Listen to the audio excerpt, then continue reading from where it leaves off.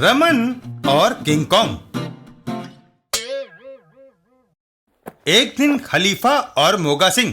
खलीफा, आओ दोस्त, रमन को दिवाली मुबारक कहने चले। ठीक है मोगा सिंह। थोड़ी दूरी पर पहलवान किंग कॉन्ग, लो मिठाई खाओ। डोलरम, अपना काम बताओ। मेरा वह मकान किराएदार रमन खाली नहीं करता, उसका सामान उठाकर बाहर फेंक दो। किंग कॉन्ग रमन के घर की ओर बढ़ जाता है। ये काम मेरी छोटी उंगली कर देगी। घर के अंदर रमन, कमली दूर हट जाओ, यह खतरनाक एटम बम है। जलता हुआ बम और किंग कॉन्ग की एंट्री। बम एक जोरदार धमाके के साथ फट पड़ता है। ओह! और फिर रमन, दिवाली मुबारक भाई। ओए रमन, दिवाली मुबारक ओए।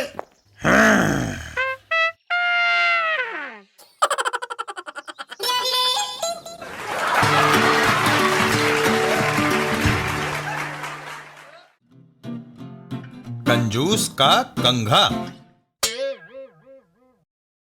प्रताप सिंह बेहद कंजूस था। एक सुबह जब वह कुछ ढूंढ रहा था, शीला, अरे मेरा कंघा कहाँ है?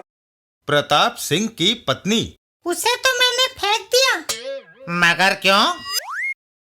क्योंकि उसका एक दांत टूट गया था। हैं? एक दांत टूटने पर पूरा कंघा फेंक दिया? मैं पूछता हूँ, आखिर क्यों? क्योंकि वह उस कंघे का आखिरी दांत था। हैं?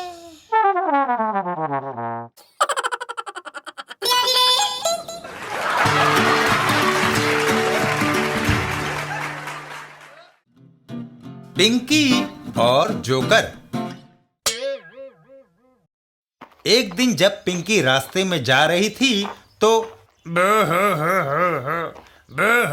अरे, ये किसके रोने की आवाज है? तुम कौन हो? बब्बन, सर्कस का जोकर। जोकर का काम तो लोगों को हंसाना होता है, तुम तो खुद ही रो रहे हो। क्या करूं, मेरी नौकरी चली गई है। मैं एक सर्कस में काम करता था। दर्शक मेरी कलाबाजियों को बहुत पसंद करते थे और खूब हंसते थे। हमारी ही सर्कस में दर्शकों का एक दूसरा चहेता कलाकार जो था, वह था शेख। वह हवा में आग के करतब दिखाता था। लोगों को उसका खेल पसंद था। एक बार शेख की फेंकी गई आग छिटक कर ज्यादा ऊंची चली गई और सर्कस के टेंट को आग लग गई। भागो, भागो। दर्शक तो बच गए, लेकिन सर्कस राख का ढेर हो गई। सर्कस के कलाकारों ने दूसरी नौकरियां ढूंढ ली। बस एक मैं ही नौकरी की तलाश में अभी तक भटक रहा हूँ। बब्बन, तुम्हें भी कोई ना कोई नौकरी मिल ही जाएगी। अगर मेरा कद आड़े ना आता तो मुझे भी नौकरी मिल गई होती। तुम्हारा कद तो माशाअल्लाह काफी लंबा है। कहाँ? मैं ठिग्गो हूँ। यकीन नहीं होता। जरा आंखें बंद करो। पिंकी अपनी आंखें बंद करती है और फिर देखो। बब्बन, मेरे साथ आओ। इस दुनिया में जो आया है उसका कुछ ना कुछ महत्व है। हम नौकरी तलाश कर लेंगे। एक जगह पर, सेठ जी, आपने एक दफा कहा था कि आपको एक आदमी की जरूरत है। क्या काम कर सकता है? बब्बन सर्कस का एक होशियार जोकर है। यह आपको सारा दिन हंसाता रहेगा। लड़की, हंसने के लिए जोकर की क्या जरूरत है? जब जेब में रोकड़ा होवेगा, हंसी अपने आप आ जाएगी। क्या यह बब्बन अनाज की बोरियां लादकर गोदाम में रख सकता है? यह बेचारा छोटा सा आदमी अगर 2 क्विंटल की बोरी उठाएगा तो मर न जाएगा। मेरे पास इसके लिए और कोई काम नहीं।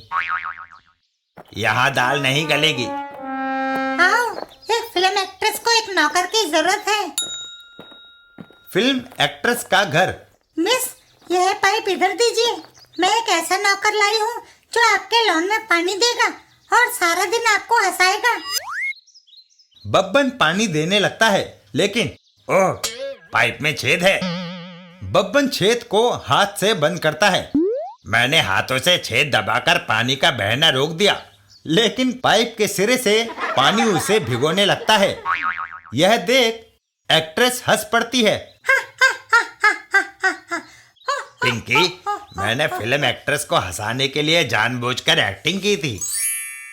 तभी फिल्म एक्ट्रेस के मुंह से उसका नकली जबड़ा बाहर निकल आता है और जमीन पर गिर पड़ता है। ओह, मेरे दांत। मिस, क्या बब्बन की नौकरी पक्की? नहीं, अगर यह जोकर सरेआम मुझे हंसाएगा तो लोगों को पता चल जाएगा कि मेरे दांत नकली हैं। पिंकी और बब्बन वहां से चल पड़ते हैं। यहाँ भी काम नहीं बना। दुखी मत हो, मैं एक लेखक को जानती हूँ, उसके पास चलो। लेखक का घर। ठाका जी, मैं आपके लिए एक सहायक लाई हूँ। बब्बन सर्कस में जोकर था, यह आपको चुटकुले सुनाएगा। तब तो ये सचमुच मेरे काम का आदमी है।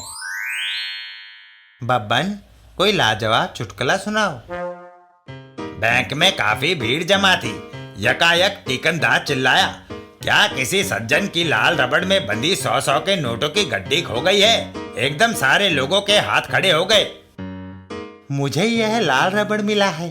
टीकम दास ने वह रबड़ ऊंचा करके कहा। हाँ, मगर आपको कैसे पता चला? मैंने दर्जनों किताबें लिखी हैं और उनमें से यह एक है। तुम्हारा चुटकुला इसी में से लिया गया है। 1000 चुटकुले है। पिंकी और बब्बन वहां से भी चल पड़ते हैं। एक बार फिर निराशा हाथ लगी। अब और नौकरी तलाश करना फिजूल है। हिम्मत नहीं हारनी चाहिए, कहीं ना कहीं तो किस्मत चमकेगी। एक घर के नजदीक से गुजरते समय उनके कानों में एक आवाज पड़ती है। मुझे जोकर चाहिए, जोकर चाहिए। बब्बन मियाँ, लगता है यहाँ हमारी किस्मत का सितारा चमकेगा। अंदर जाओ। पिंकी, क्या तुम मेरी सिफारिश नहीं लगाओगी? यहाँ मैं किसी को नहीं जानती, फिर वे खुद जोकर की तलाश में है। बब्बन घर के अंदर चल देता है। मैं बाहर तुम्हारा इंतजार करूंगी। पिंकी वहीं घर के पास इंतजार करने लगती है। थोड़ी देर बाद, हाँ, क्या नौकरी मिल गई? नहीं। क्यों? क्या तुमसे पहले कोई दूसरा वहाँ पहुँच गया? नहीं।